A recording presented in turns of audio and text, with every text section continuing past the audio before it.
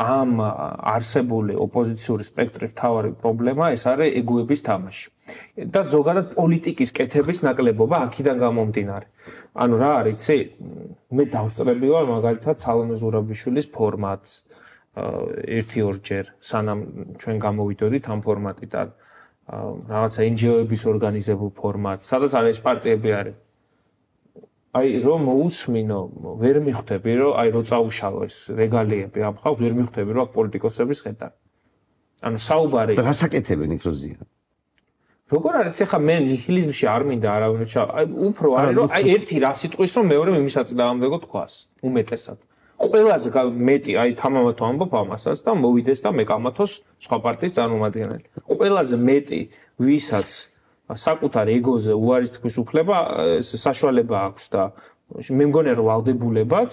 საკუთარი ელექტორატის წინაშეც ჩვენები აკეთებენ მაინც ნაციონალური ხო და იცი რა მე ჩვენ რას გვერდჩიან აი ეს ხალხი ასე როა მოგროვილი ასე რომ ჭუჭუყებენ თავისთვის ანუ რაღაცა შენ რა ინფორმაცია დაგჭა შენამდე რა ინფორმაცია მოვიდა რომ აი ამ ხალხს რას ვერჩით აქ რატო არ ზიან ესენი პირობითად აი მე მაინც მგონია რომ ყვახე შეფასებებს ეს არის რიტორიკას რა რიტორიკას მე პირადად მგონია რომ ვისაც 1%-ზე მეტი ექონდა აღებული იმ საარჩევნო შედეგებით ყველა უნდა ყოფილიყო ამ მაგიდასთან ეგ პოზიციას სულ მქონდა და ეს ბარიელი გადალახული სიტყვა ძალიან არ მომწონს. იმიტომ რომ ახლა თქვენ 60,000 ხმაზე მეტი აიღეთ და ეს საკმარისე მეტი ელექტორალური რესურსია ბევრ იმ ადამიანზე მეტად იმსახურებთ ნებისმიერ საერთო ფორმატში ჯდომას ვიდრე 1% არჩევნებში რო არ გასულა ეგეთ ხალხიც არის იქ. და ამ თამაში ხა მე რასაც ხედავდი იყო რამდენიმე თეზისი რომ თქვენ მაინც ბოლომდე არ ყავთ ქოცები ჩამოწერილი ისე ხა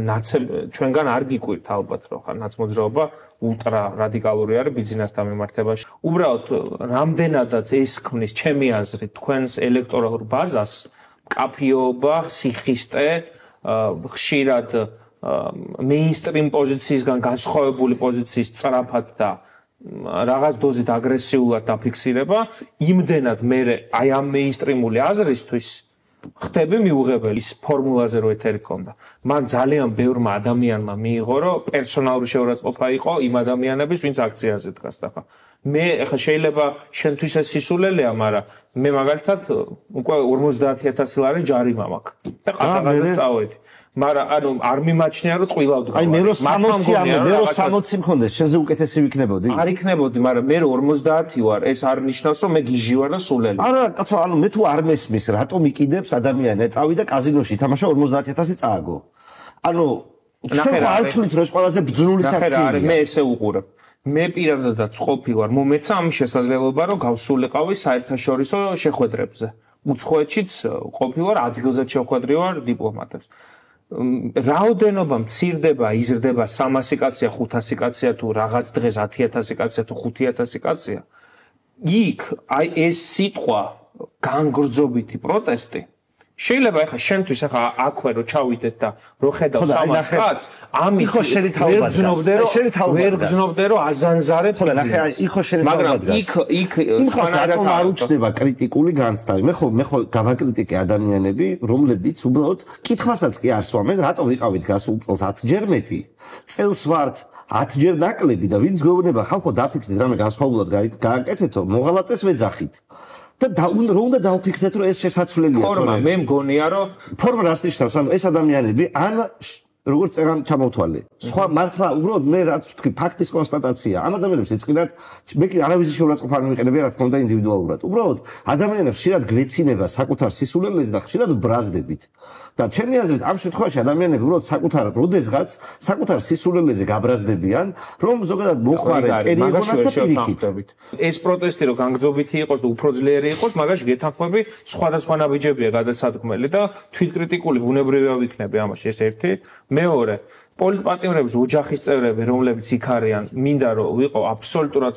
სოლიდარული და ისინი თუ თვლიან რომ ეს არის საჭირო მინიმუმია ჩემგან პირადად რომ ეს გავაკეთო და მესამე ეს არის ქართული ოცნების დამწუხრებული სახეები ნებისმიერ სანქციაზე უბედურებაზე რაც ემართება საერთაშორისო მასშტაბით ეს რო ჩამქრალიყო ეს ოპოზიცია კიდევ უფრო მეტ სისულელეს იზამთ აი მეც გეტყვი რა დღეს ჩემთვის რუსთაველის გამზირი და ეს შეკრებილი ხალხი არის ოპოზიციის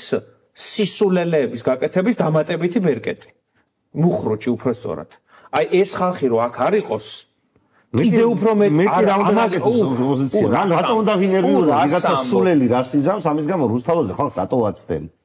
იცი როგორ არის ეს ხო არავის არ ოპოზიციის გამოსწორება ხალხის მიზანია მაშინ ჩემი ყველა ნათქვამი სიტყვა მართალი ყოფილა თუ ის არის უმრავლესობა არის ნახე ნებისმიერი რაღაცა კრიტიკული რო ხდება არა მე ამჯერა რომ ყველა იქ იმიტომ დგას ყველა იქ იმიტომ არ დგას მაგრამ ისინი განსაკუთრებული მოსულელები არიან დავნებოჩა თავი ოპოზიციის ნაწილი დგას რომ სოლიდარულია ნაწილი დგას რომ უბრალოდ ზიზღი ისეთი აქვს ბიძინა ივანიშვილის რომ კი ამაზე მიდის და იქ დადგეს ნაწილმა იცის რომ ეს უცხოეთში მუშაობს ნაწილმა იცის რომ იქ თავის მეგობარი ყავს ციხე ჩასმული და ამაზე მეც ვერ უკეთებს რომ იქ მივიდეს ან სასამართლოს ეზოში მას სასამართლოს ეზოში წვრილა მიდიხარ ზუსტად იგივე ლოგიკით მე ეს